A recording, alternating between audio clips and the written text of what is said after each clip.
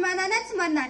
हे हिंदवी स्वराज्य आहे, येथे आया बहिणीची पूजा केली जाते. अशा म्हणणाऱ्या राजमाता जिजाऊंचा आज जन्मदिवस म्हणजेच राजमाता जिजाऊंचा आज 12 जानेवारी 1598 रोजी बुलढाणा जिल्ह्यातील सिंदखेड राजा येथे आई माळसाबाई व वडील लखोजीराव जाधव यांच्या पोटी एका वाघिणीचा जन्म झाला, जिने या अंधारलेल्या महाराष्ट्रात दिवा भरून प्रकाश पोहोचवण्याचे कार्य केले. चला तर मग पाहूया त्यांचा जन्म सोहळा.